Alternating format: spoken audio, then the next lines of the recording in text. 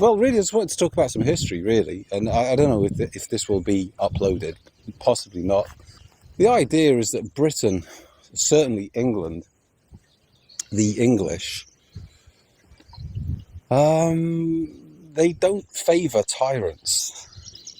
Tyrants are very few and far between in English history. Much to the chagrin, I suspect, of certain figures in the dissident right. Because these kind of figures, I'm speaking mostly about Parvini, he exemplifies this beyond any other, although it's prevalent far beyond, his little bolt hole. But these are people that they kind of yearn for a psychopathic gangster type figure to come and essentially smite their foes for them. It's such a... okay, let's just get to it. I think it's such a kind of... I don't like to use these terms, but it's such a sort of beta mindset. And I mean, the likes of Parvini, I'll stick to him for the most part, but as I stated, they all fucking embody it pretty much. They kind of put on a pedestal these kind of gangster rulers. The likes of Saddam. I don't know, he fucking loves Stalin, doesn't he? I mean, all of them, Ceausescu, these kind of figures, they kind of...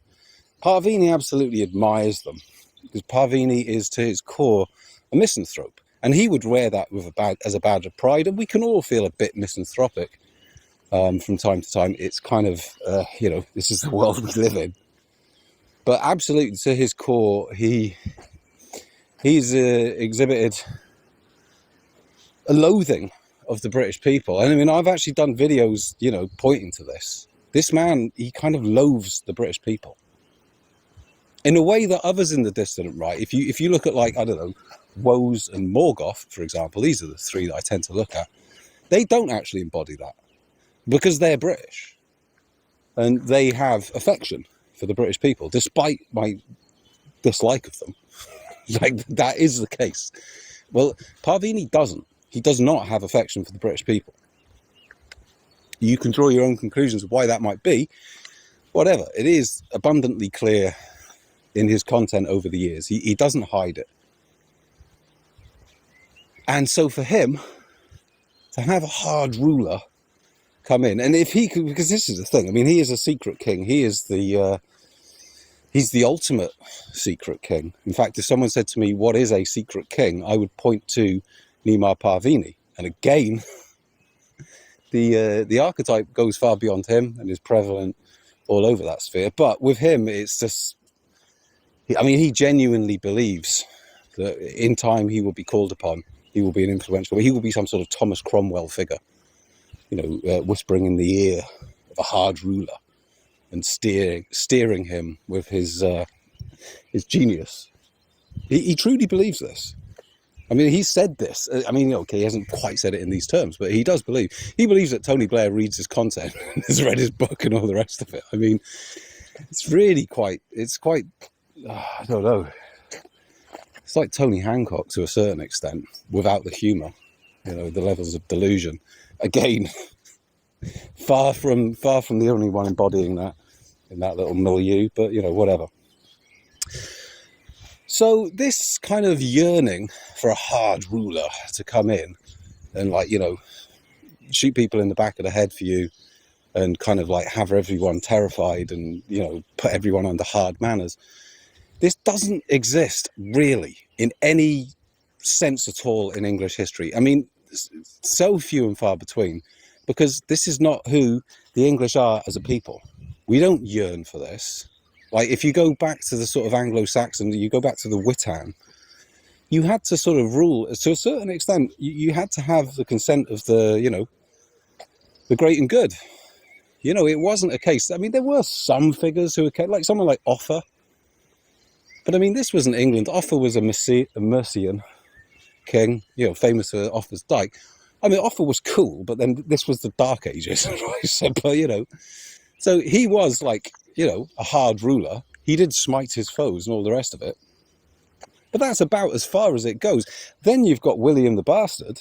He was absolutely a tyrant and a hard ruler, who would put villages to the sword. And I mean, Parvini loves him. He's put him on his top 5 English monarchs, which I made a video about. Well, I don't suppose you'd do that if you had any affection for the English people, because he was responsible for the murder of 50,000 in the north. So it's, estimated. He cleared the north. They silted the fucking earth and they killed all the cattle and they caused a mass famine. Oh, there's a beautiful bird there. I don't know what that is. Anyway, I suppose I'll upload this anyway, but whatever. So he silted the earth. He, killed all the cattle. He burnt down villages. He burnt down farmhouses. He burnt down grain stores. Caused a mass famine. They, hanged people. Fucking probably, they did what soldiers do to the women and all the rest of it. But he's not celebrated, is he? Who the fuck, apart from Nima Parvini, and I don't know, possibly some the aristocracy, celebrate William the Bastard? Very few. I don't think the English people do, because I think there is. Even if you went into a pub and asked some fucking bloke who's never read many books in his life, you said, what do you think of William the Conqueror? He would probably, I don't know, maybe I'm giving too much credit here, but I think there's an ancestral memory that these were people, these were a foreign elite, and they came in and they murdered tens of thousands, which, if you look at the population of England around the time of the invasion, I think, I'm doing this from memory here, I think it's something in the region of 1 million. So they killed 1 in 20 of the English people. On that basis, I'll have to Google that. Something along those lines. So no hero of any true Englishman, I would suggest. If you want to go, but he's Welsh, ha ha ha ha ha. Well, okay, hilarious, but I don't think that's what he's getting at when he venerates him. Now, beyond William I, again, this kind of like tyrant ruler, I suppose you could say possibly Henry VII. But I mean, if you look at Henry VII, he came in, obviously the end of the War of the Roses. So, that's what you get, isn't it? After a period of anarchy. I mean, I don't suppose that was generated for these purposes, but that's just a natural flow of things. After a period of anarchy and everyone's, everything's been ravaged and everyone's sick and tired, the guy, he came in and he had to lock things down, because he was, he was a Tudor. They were, I mean, people say they were Welsh. I mean, they kind of, there was some Welsh blood there, but there was also a lot of Norman blood, from the March of Lords and that. So, I mean, the idea that he's a sort of, sitting around, drinking proto Brains SA and, singing "We'll Give You a Welcome in the Valleys" is inaccurate. But whatever, he was, they were from a foreign, what do you call it, a branch, House Tudor. They were not English in that sense. I mean, we've never had an English king post-William, I would argue, but move on. Post-William's invasion, if you know what I mean. So Henry VII kind of instilled a sort of secret police. And he really, I mean, it's almost like he was kind of a little bit of guilt, because he basically stolen the crown. So it's like, well, I have to protect it because I don't really have much of a claim here. And then you had his Henry VIII, who really became a tyrant after he fell off a horse. He had a terrible concussion, which, I mean, in modern, knowing what we know now about concussions, they can, if they're bad, they can cause psychological problems.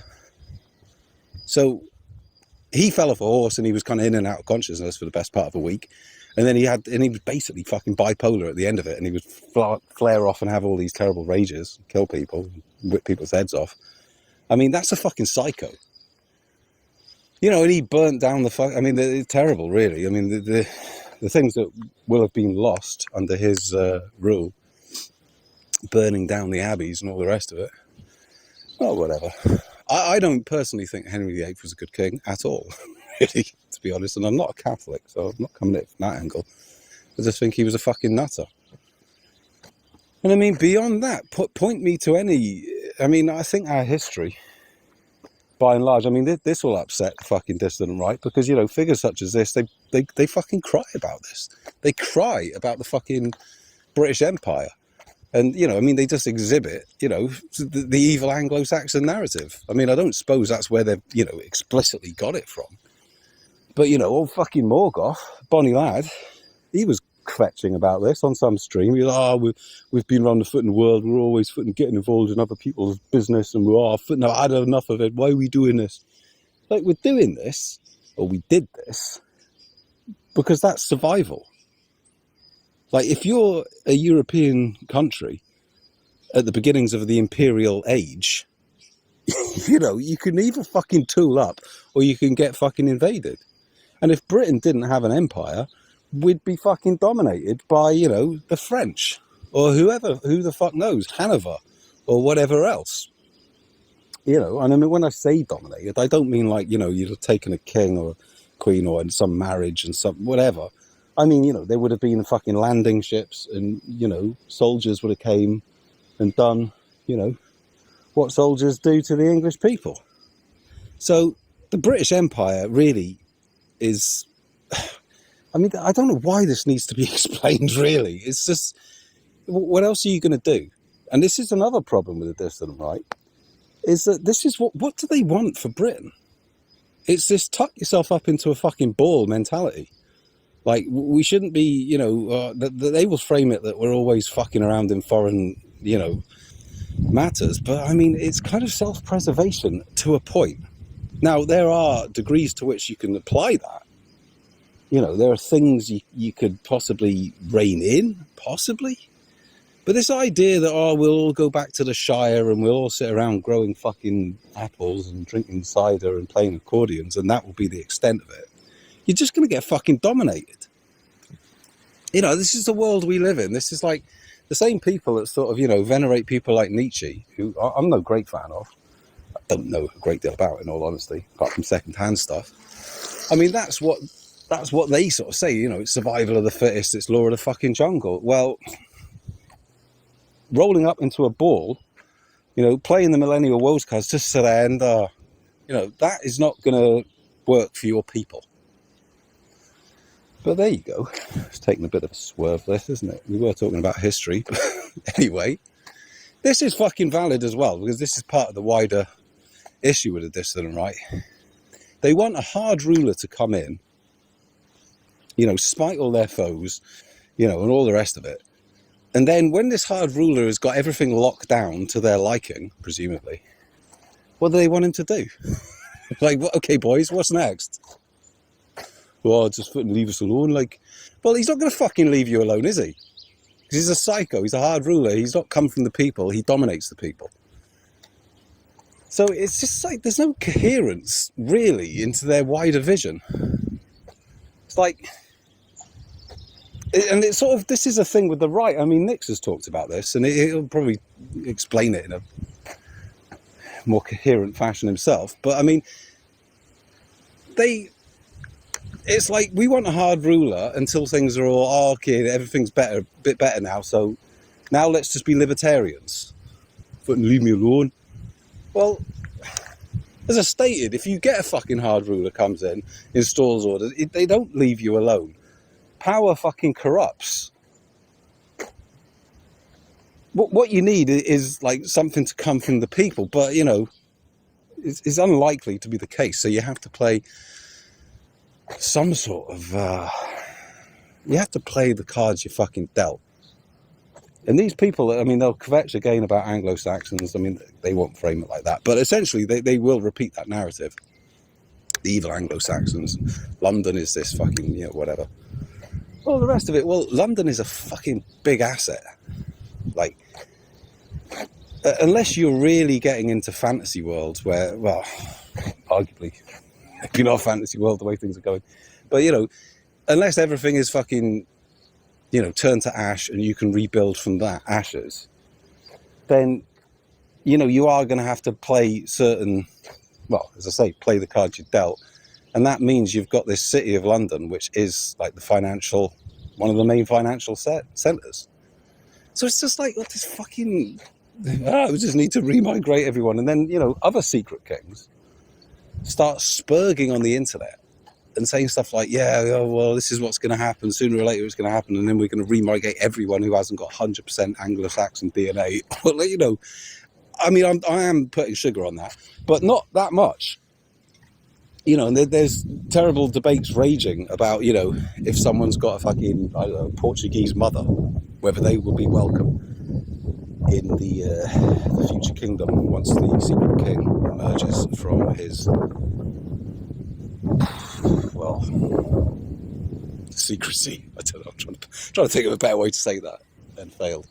But, you know, I don't know, we've already taken a veer all over the place in this, which is why I thought I'd just do some notes and we'll kick it into shape. Perhaps if I listen back, because I am, you know, quite a lazy man in my downtime, perhaps I'll just fucking upload this.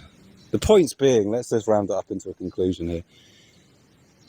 The English will never accept, certainly not anything in any kind of long term. They don't want a tyrant. They don't want to be ruled like that. It's not part of our DNA.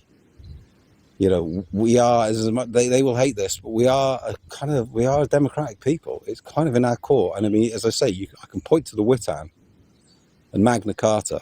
And I mean, Magna Carta really, far from an expert on this, but the Magna Carta really was kind of Anglo-Saxon England, kind of making a resurgence after the Normans. And John was so fucking woeful and he was so weakened that he was forced to accept it. Well, that is the English way. That contains these liberties, and it's not. You know, he had to give his barons a lot more fucking leverage than he wanted to. You know, because this is how the English are governed. They're not ruled by this centralized hard bastard ruler. You know, so sadly for Nima and you know, his like. I truly think if this is what you're after, just fucking move, you know. And I don't encourage people to move. Certainly not if they're just kind of like, you know, nationalist people. I think you're the kind of people that probably should stay. But, you know, the kind that really sort of want this, you're not going to fucking get it. You're not going to get this fucking hard ruler come down and smite all your foes like that. I mean, you know, not unless you go through fucking the flames, in which case I don't rate your chances of survival if you're in the distant right. Because they don't exhibit behavioural patterns of people who've been in fights. They don't exhibit behavioural patterns of people who understand peril, and you know they don't seem very skilled beyond extracting money from parasocial figures. So anyway, there we go. It's a ramble. Let's knock it off, and in the very unlikely event that I upload this, I'll wish you a good day.